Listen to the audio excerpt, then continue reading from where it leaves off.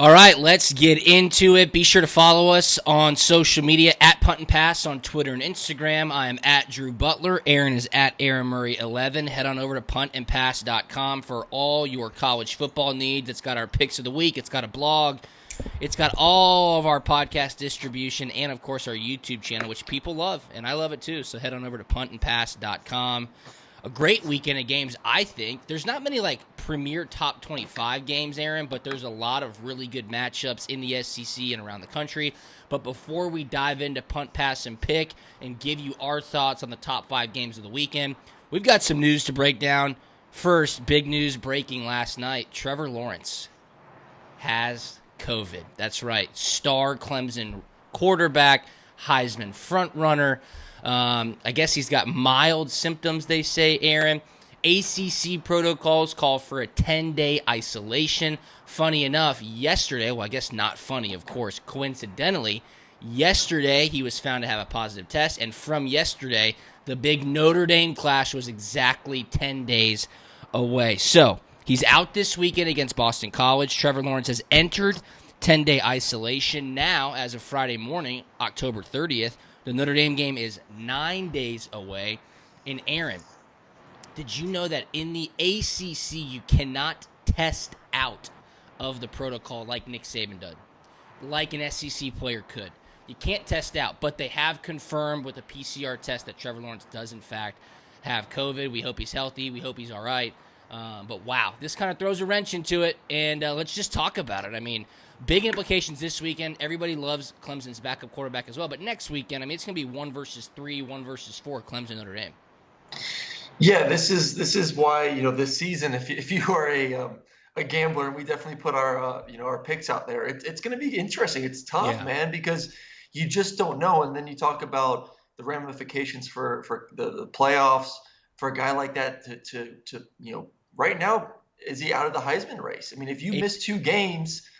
It's say if he misses this week and next week, how can you vote for someone to win the Heisman that misses 2 games compared to someone that plays an entire football season? So I think it's going to make everything really difficult at the end of the year, just making these decisions. And the good thing with Clemson is, yes, he is phenomenal. He's the best quarterback in college football. He is going to be the first pick in the draft if he does decide to leave.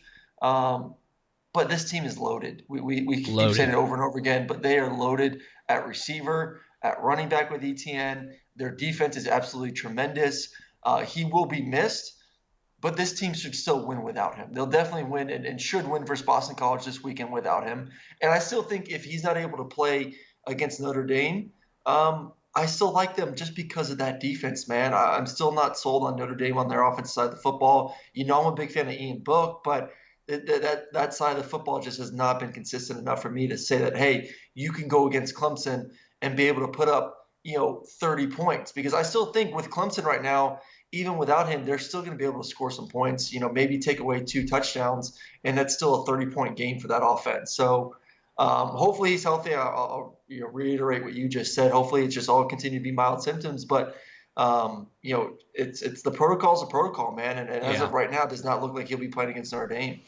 No, you're right. And the backup, DJ, do you know how to pronounce the last name? No, I saw a Twitter this morning just before we got on, click this to learn how to pronounce his last name.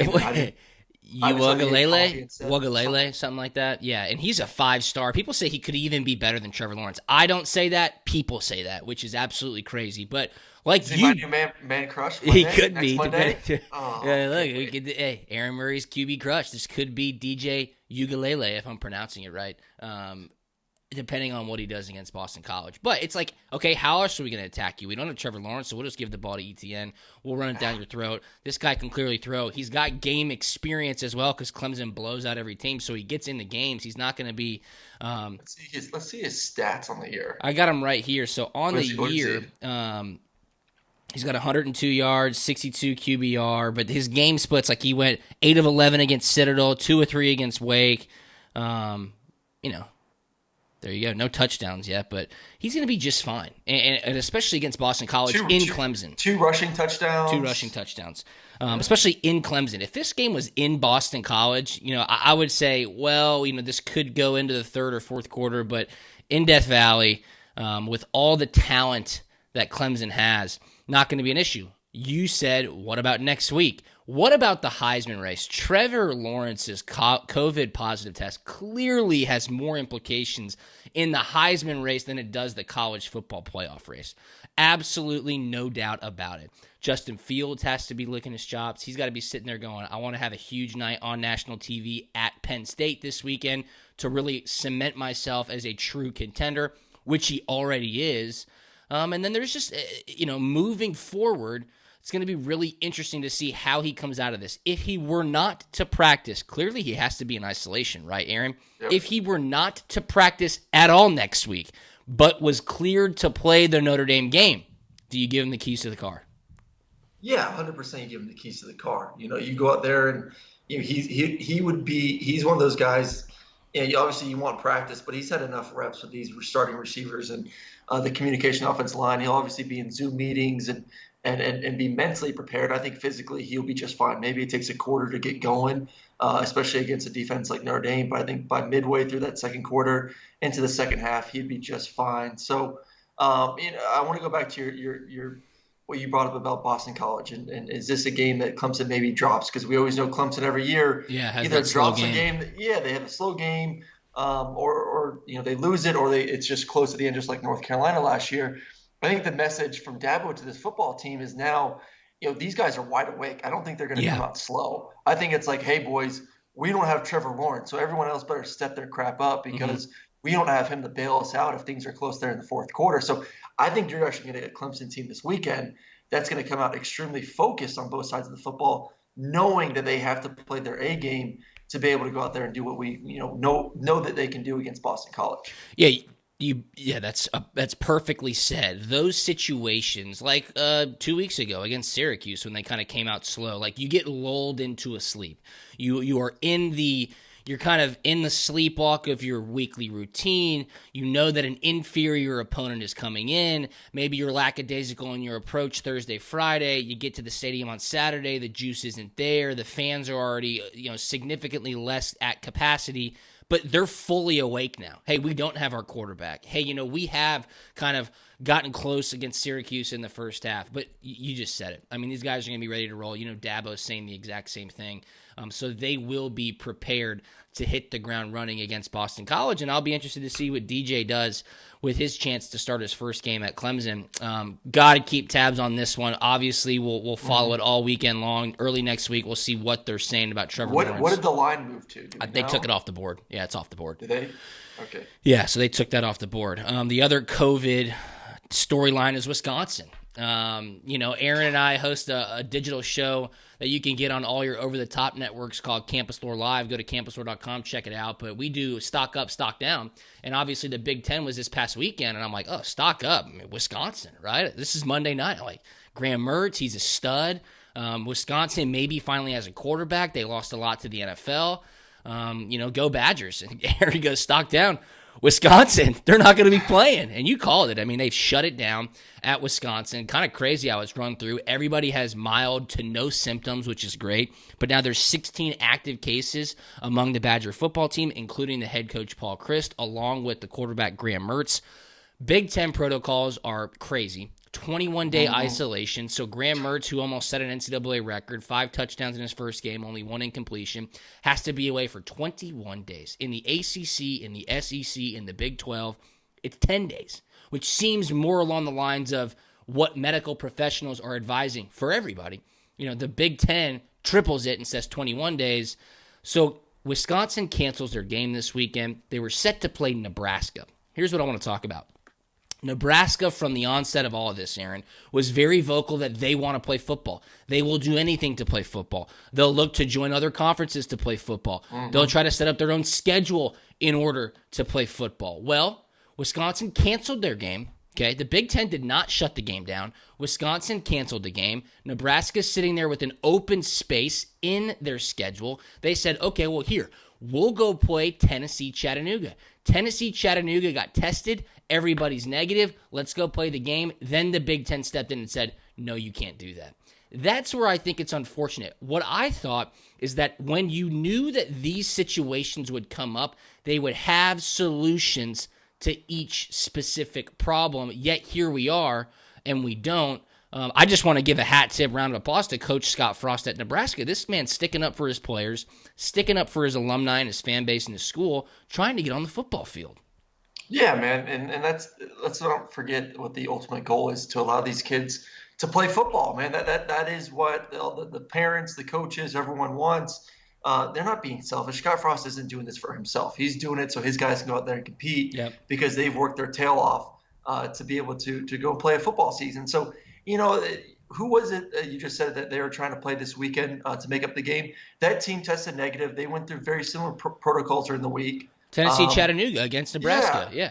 So let the kids play, man. So it's just, to me, it just once again shows that the Big Ten is just doing it wrong, and it just shows that the SEC, especially the SEC, just with everything that they put into this, from how they're testing, the ability to retest, the amount of time out, the ability to move games throughout the season, as we've seen, is just hats off once again to Greg Sankey. Just absolutely tremendous job. Yes. And, Warren and those guys in the Big Ten right now, it's going to be a tough season, man, because now all of a sudden you're talking about a Wisconsin team that could lose 2 or 3 games in an 8-game schedule already. So it's really unfortunate for them. I don't understand the 21 days. I really don't.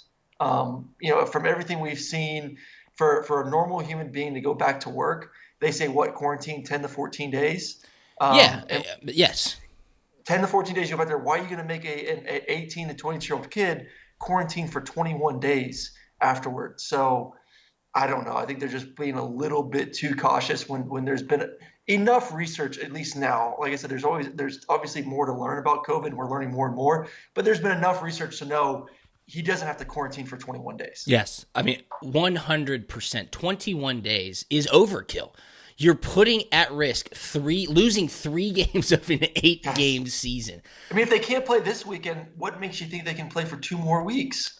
100%. And again, of course, we're all about health and safety. And of course, Aaron and I are sitting here saying there is a right way to do this. But you knew this was going to happen. You knew players were going to contract COVID. Luckily and thankfully, the symptoms have been very mild. And luckily and thankfully, Ross Dellinger from SI put out a report last night that medical officials have stopped finding the heart inflammation, myocarditis, in athletes, so they're going to stop screening them. He goes, it's no longer considered an issue, right? The big thing that the Big Ten canceled the whole season over, the same medical professionals have come out and said, we don't see it anymore. We're not even going to screen for it. So again, that's huge. But to sit there and go, we know this is going to happen, and if it does, we're going to take out a third of your season or a quarter of your season, that's crazy talk. That's crazy talk. So we'll see what happens. Hopefully Wisconsin, all those guys are healthy. They can get back on track. But the Big Ten, to nix that Nebraska, Tennessee, Chattanooga game, again, that's just stupid. It's overkill. Doesn't make much sense at all. You know what does make sense, though, Aaron? What's that? Winning money on Prize Picks. I won last night, Thursday Night Football, a little flex play. Matt Ryan under, Teddy Bridgewater under, Deion Jones over. And we got a great weekend of games to get active. I mean, tomorrow's Halloween. If you're watching football, maybe pop open a cocktail a little bit earlier. It's supposed to be beautiful weather in Atlanta. All you have to do is go to prizepicks.com or download the Prize Picks app. Use the promo code PUNT. You get a 100% instant deposit match up to $100. All you do is pick 2, 3, or 4 players. You can win up to 10x on any entry. And the best part is that there's no sharks, no optimizers, or mass multi-entries. It's just you versus the predictions. Go to prizepicks.com, use the promo code PUNT, and get that 100% instant deposit match. Here's the couple players that I want to ask you, because we're about to get into punt, pass, and pick. There's a couple of games that we're going to go outside the SEC for. But in the SEC, Aaron, I think there's just really good games. Well-balanced matchups, teams that are going to go against teams, strength versus strength, weakness versus weakness. We should have a lot of 4-quarter games.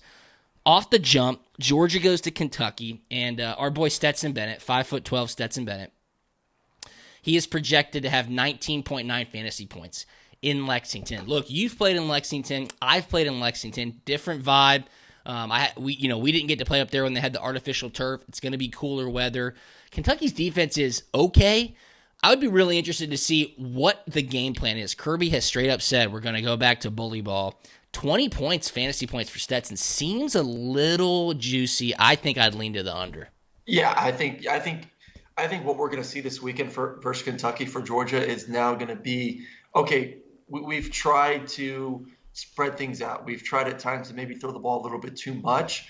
I think this is now going to be the new formula. You're going to see it. This is what Georgia's going to try to do the rest of the year in order to get better and figure out a way to beat Florida and then beat Alabama if they do have the chance to face those guys in the SEC championship game. Is play great defense, run the football, dominate the clock, and just win football games. I just think you have to give up on this notion of, okay, we're going to re-identify ourselves and create a new identity on offense this year. And we're going to turn into this spread offense. They're not there yet. I'll continue to say they don't have the personnel to do it just yet. So run the football, play great defense. I'm going to take the under.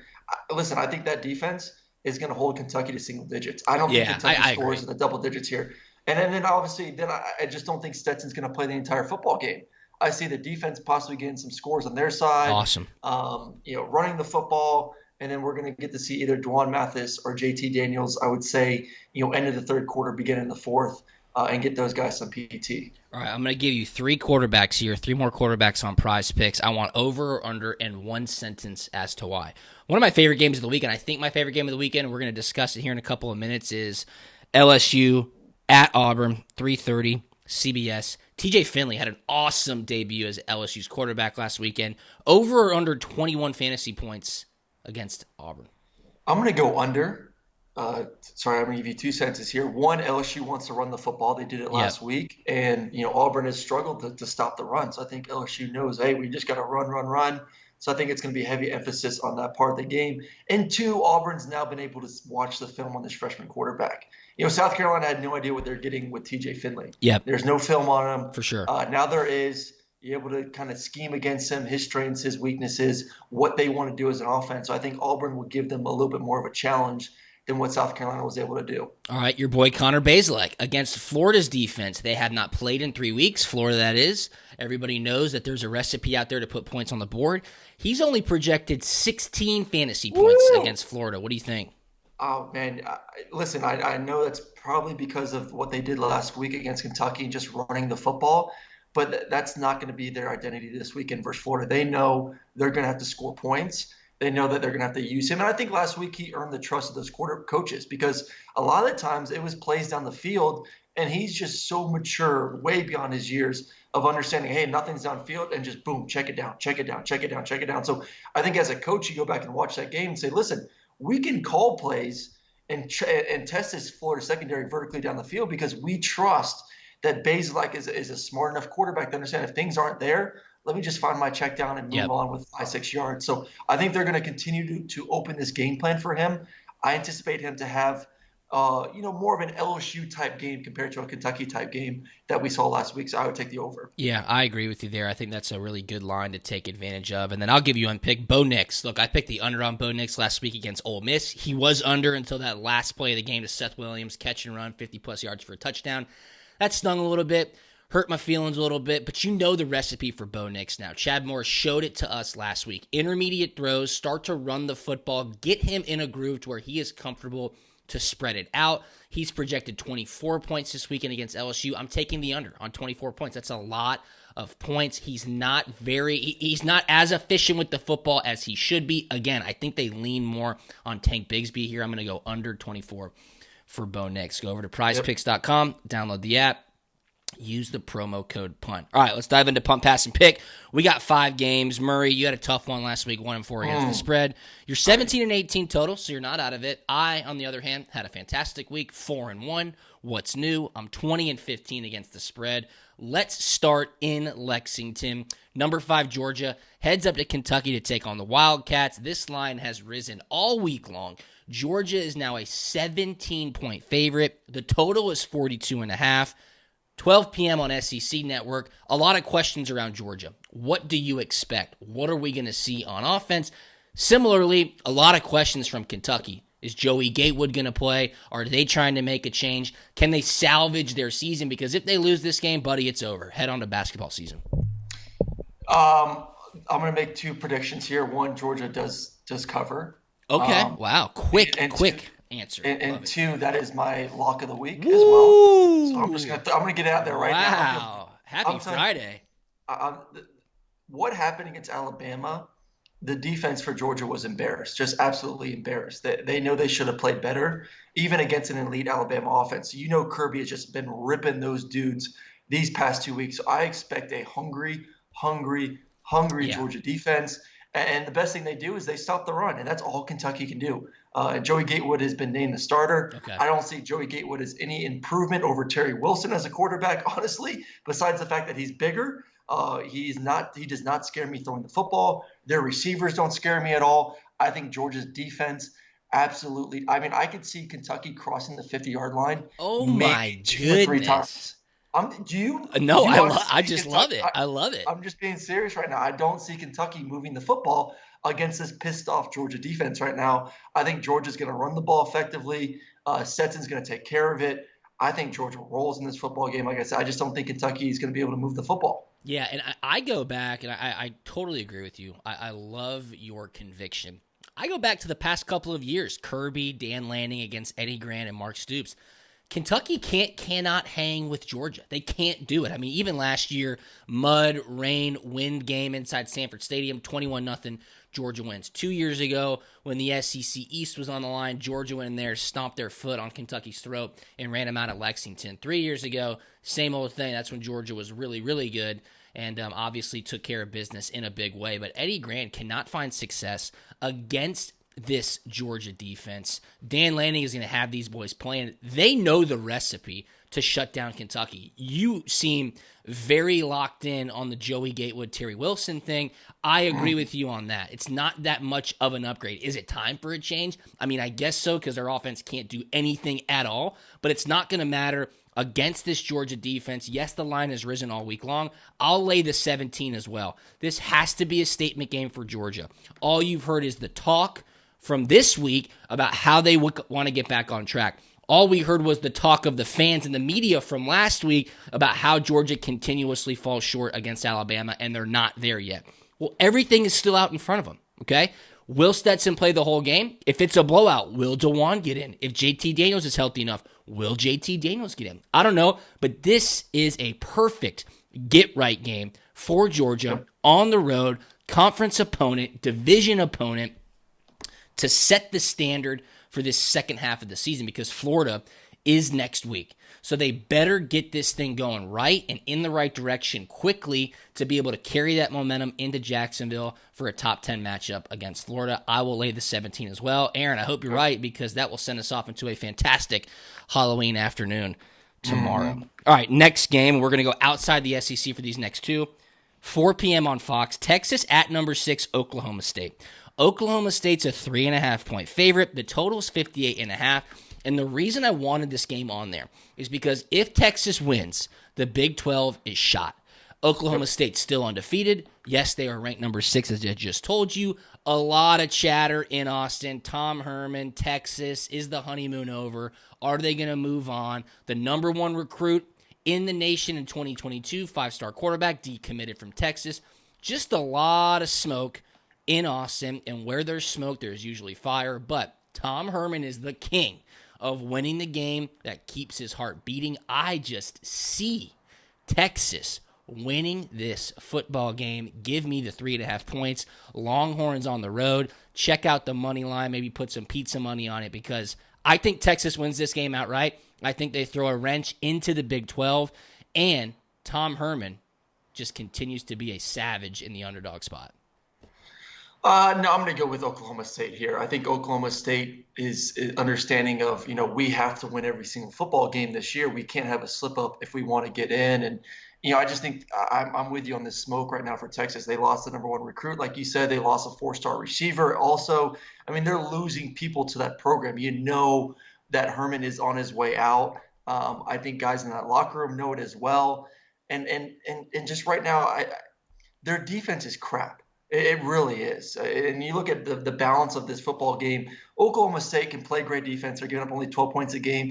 Texas is not used to playing a team that actually shows up and plays good defense. Yeah. And that's what Oklahoma State does. They're the anomaly in the Big 12. Yeah, they really are. And then obviously they run the ball really well with Hubbard on the other side of the football. And Texas has given up like 130 yards per game on the ground. I think they just ground and pound it. They play great defense. It's at home for Oklahoma State.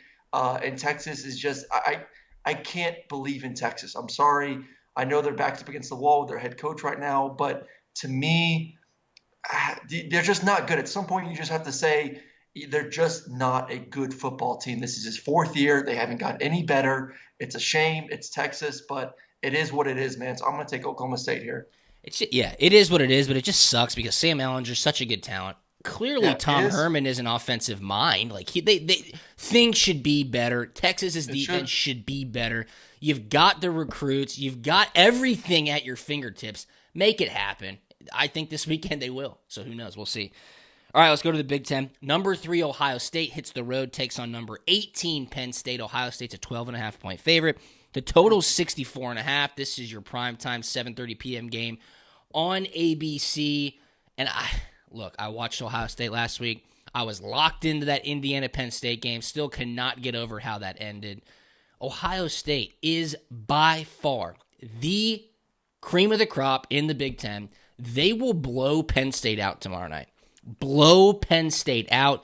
They know what they have in front of them. They will continue to score. I mean, they scored a touchdown with 40 seconds left against Nebraska last week. Covered, won by 35.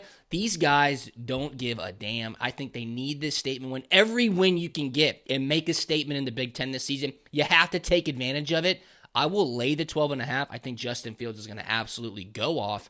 The only thing that worries me is Ohio State's defending of a tight end. Penn State's got a great tight end. That's all I've heard all week.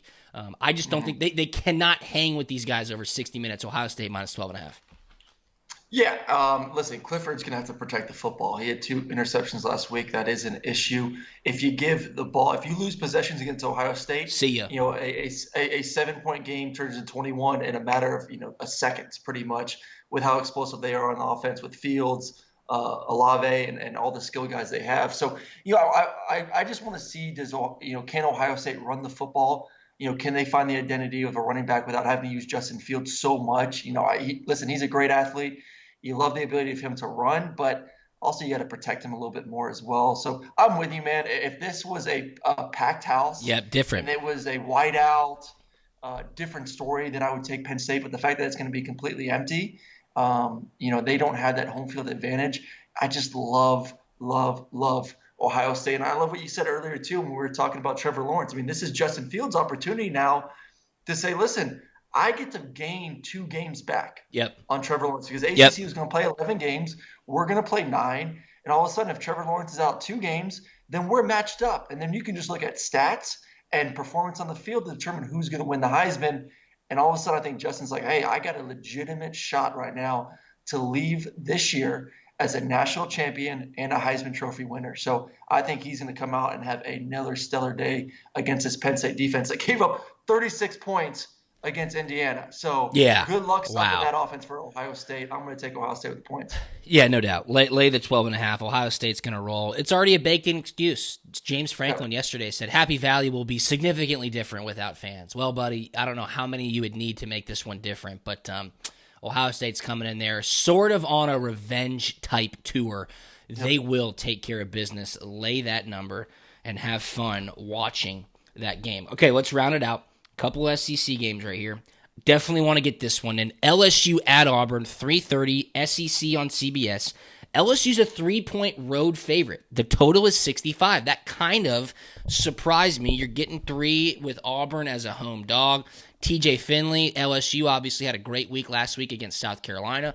Bo Nix, Tank Bigsby, Gus Malzahn continue to live on a prayer. They beat Ole Miss when they shouldn't have because of officiating. Aaron, I think you and I said that's their 3rd win of the season because of officiating. It's crazy. Is this the classic Gus Malzahn spot to win the football game and continue silencing the haters in Auburn? I do. I think they win this football game. Wow. To me, LSU last week kind of surprised South Carolina. Like I said earlier, they just didn't know what to expect, what the game plan was going to be with a freshman quarterback. And listen, for how crappy Bo Nix has played at times this year, I also think he has played well when he learns to take care of the football, when he learns not to try to be a superhero every single time. Bigsby is an absolute beast back there running the football. Seth Williams is a monster on the outside. I think they're going to have a game plan for this freshman quarterback Finley for LSU. I think they're going to be able to slow them down a little bit more than what South Carolina was able to do. They're just going to have to be able to stop the run. That is going to be the key in this game. Can Auburn's defensive line, which has struggled this year to stop the run, I think they're giving up 180 yards per game rushing. I mean, that's a lot of rushing yards. So, I mean, that's what makes me hesitate a little bit, because LSU really impressed me with their offensive line last week, their ability to push South Carolina around. They're going to have to play big boy ball. And the goal is going to be, can you put the ball in TJ Finley's hands and say, hey, listen, freshman, you had a great week one. Can you do it back-to-back weeks is going to be what I'm interested in seeing. So I'm going to give a slight edge to Auburn at home. That's a tough place to play, even with limited fans. And it's just somehow Auburn finds ways to win football games. Refs or no refs, whatever it is, they just somehow are winning games. So you got to take that into account as well. So I'm going to take Auburn at home here. Yeah, take the home dog. I like it, but I'm going to be on the other side here. You make a great point when you say they know what TJ Finley's going to bring to the stadium this week. South Carolina didn't. They had no film on him. They didn't know what the game plan was going to be, and LSU took advantage of it. Clearly now, Auburn knows what to expect from TJ Finley and LSU. I'm going to roll with LSU here. I'll lay the 3. I just can't trust Bo Nix. I can't trust Gus Malzahn. This is a bigger spot. The 25% capacity of fans is what it is. I just think the anomalies was LSU losing to Mizzou, was LSU losing to Mississippi State. I think they've kind of found their identity now. I think they can rally around TJ Finley. I think he can lean on the run game more. LSU can settle in and know what their game plan is heading into this matchup against Auburn, which is a fantastic SEC West rivalry. I'll lay the 3 here. I think Coach O is kind of getting these boys back on track. And, man, if they don't, the losses are starting to pile up for these guys. Who would have ever thought, based on the season they had a year ago, but what an unprecedented season it has been. I will lay the 3 with LSU. I'll go against you there, Murray. And let's pick one more game. I had it between 2. I want to give there's 2 good games, man. I want to give the hat. Well, let's just pick them then. Do you want to go to a Halloween special? Let's do a Halloween special, because these next 2 games I think are the best games. All right. Listen, I love the LSU Auburn game. I think it's going to be a great game. But, you said at the start of the show, the SEC, to me, if you would have said at the beginning of the season that Arkansas A&M would have been a great game, I would have been like, you're freaking crazy. Yeah. I think it's going to be a damn good football game. Oh, I think Missouri, because of Florida's layoff, has a chance with their new quarterback to make that possibly an interesting football game. They could. The way Florida's played defensively and the way Eli Drinkwitz has that offense playing and that team playing for Missouri, I think both those games there in the SEC could be a little bit spooky this weekend for the home favorites. Okay, so let's do this.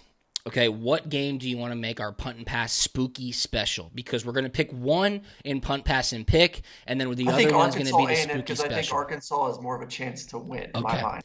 So our spooky special, Halloween edition, punt, pass, and pick. Arkansas at number 8, Texas A&M. Texas A&M is a 12-point favorite at Kyle Field. This game is at 7:30 p.m. on SEC Network. The total is 55. Do not sleep on Arkansas. Texas A&M, yes, they have validated that Florida win with a victory over Mississippi State. Jimbo Fisher and Kellen Mond seem to have figured out the criteria to stack wins. Can they keep it going against Arkansas? Barry Odom's a fantastic defensive coordinator. Felipe Franks has tons of SEC East experience, SEC experience, I should say.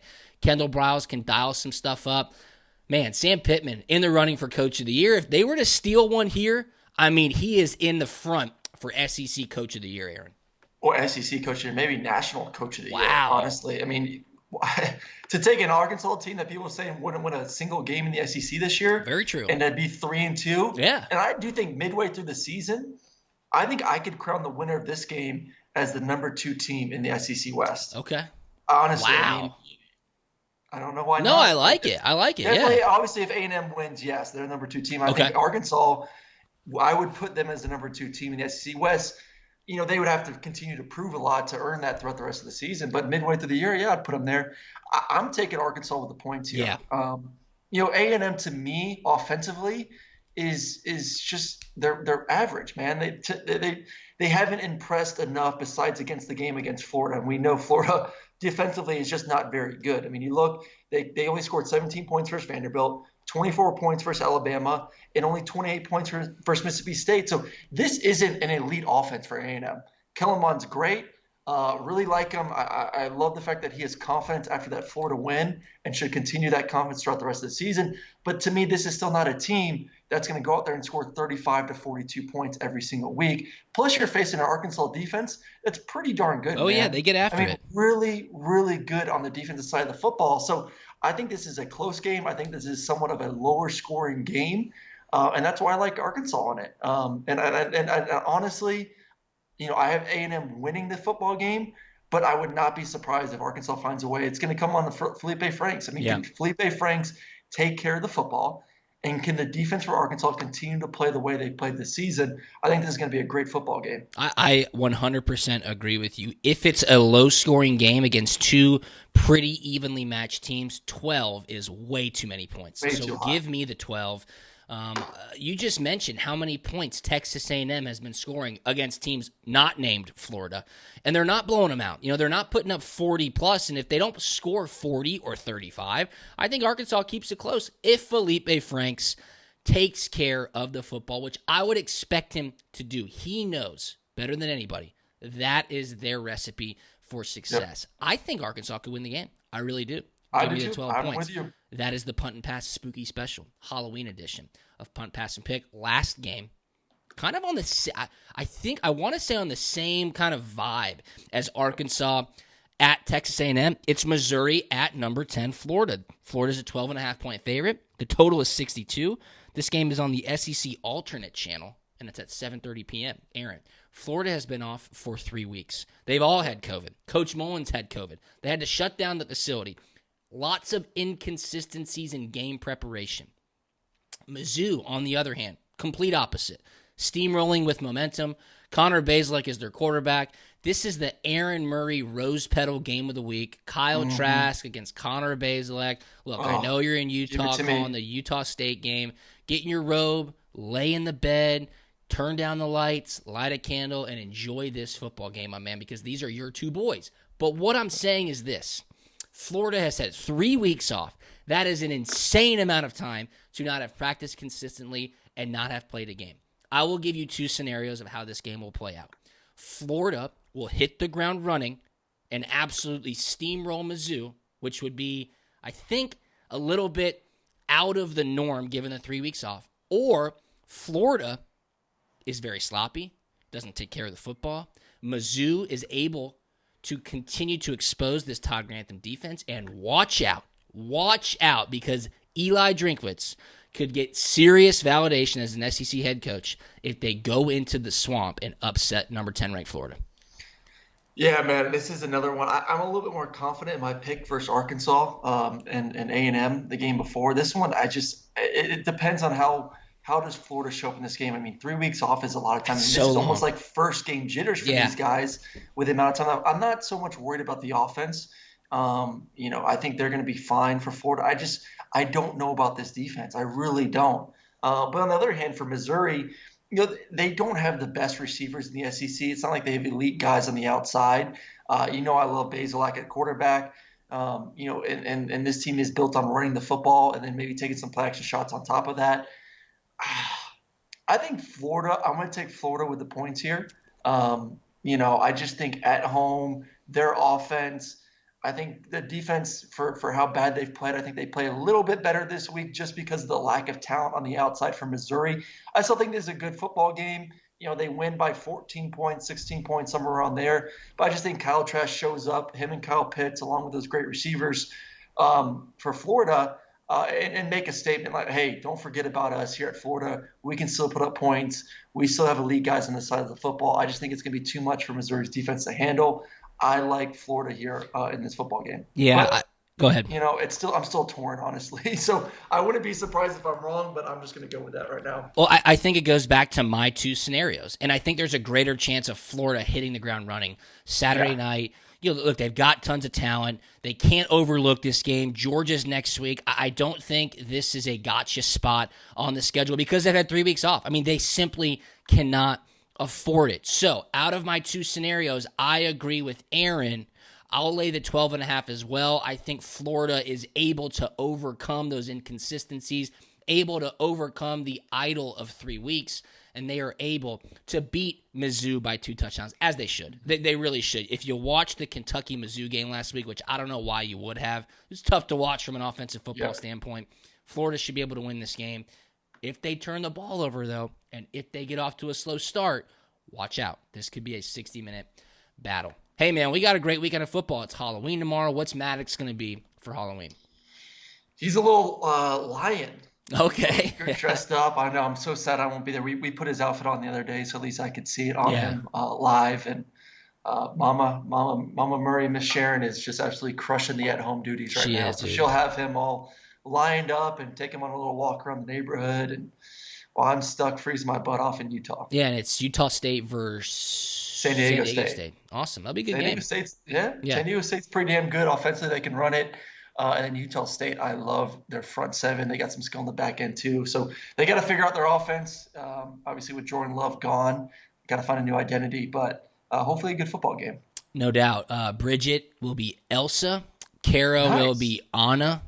Jackie will be Olaf, and Daddy will be Sven. So that's what we got going on Saturday, man. I'm gonna be dialed up. Be sure to follow us on social media. You can see all the pictures. We're at Punt and Pass on Twitter and Instagram. Aaron's at Aaron Murray 11. I'm at Drew Butler. Go over to puntandpass.com and be sure to download the Prize Picks app or go to prizepicks.com. Use the promo code PUNT. Put a 2, 3, or 4 pick entry in. Use the promo code PUNT. You get a 100% deposit match up to $100, and you can win real cash today. We love our friends over at Prize Picks. Have an awesome Halloween, everybody. Be safe. Enjoy the weekend, and we will talk to you next week. See you.